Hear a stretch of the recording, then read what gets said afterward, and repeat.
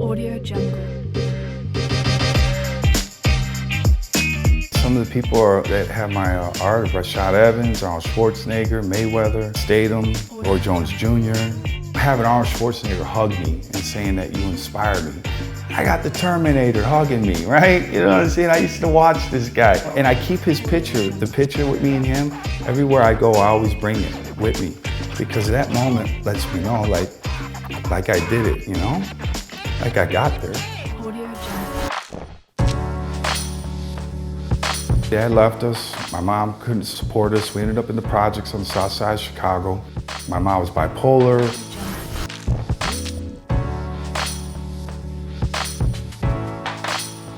I didn't do the counterfeiting because I wanted nice things. I didn't care about that. When I grew up poor on the south side, my first crime was breaking into parking meters to feed my mom. We had no money. She was on welfare. We were in the projects. She was crying. I went out, started hitting meters, heard the change, and I figured out how to get in. And from that day forward, my criminal activity was solely based on survival. It was like an animal in the jungle, you know, the same thing. How I was gonna eat, how I was gonna get clothes.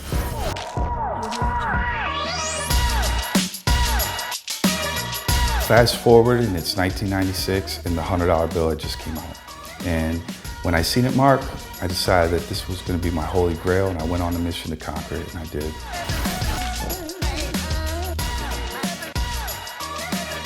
And with the background I already had, with what Da Vinci had taught me, I knew that I could make the bill really good. It was a 11-step process. I would put paper together, I would mix my own inks, I would airbrush even, the little 100 with the shifting ink. It was a lot of hands-on. We found that directory paper marked exactly like money. Once we found out that directory paper was the paper that you could make money with, then we found out that it was thin enough to where you could bind it together and it would weigh the exact amount of a $100 bill. I came up with this chemical that I could spray over it and it would give it like a real crispy feel. I've never gave that secret away, by the way, what the chemical is, right? Like nobody knows. So they could put the paper together, but it won't feel like money.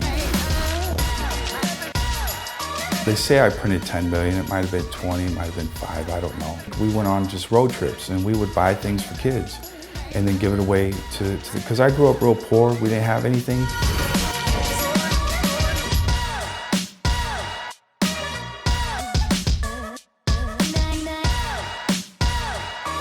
Because I grew up the way I did without, I felt in my heart that I was actually doing something for children.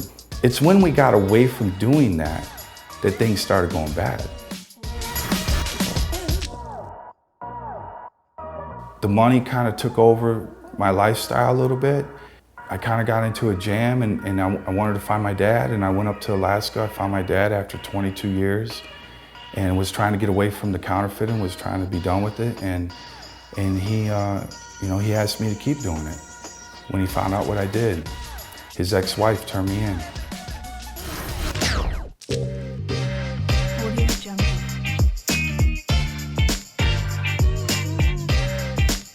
So when I went to prison for the 7 years, I knew I had to make a change. So I went on this quest and I started learning how to paint. I started reading about all the different masters that were before me.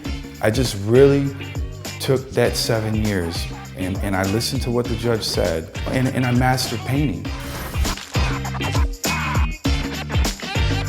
So when I got out, you know, I had to do what everyone does. I had to find a job, and the first job was cleaning toilet bowls, delivering liquor for Works Liquors for a little while. I transported cars. You know, I did that for like 4 years, and at night I would paint.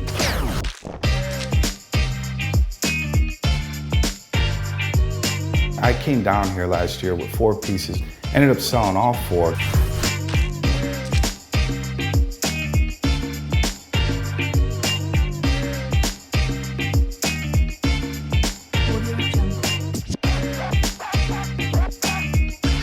Feels good. It gives you hope, you know? Like people do care. Because a lot of times in life, you just don't feel like people care.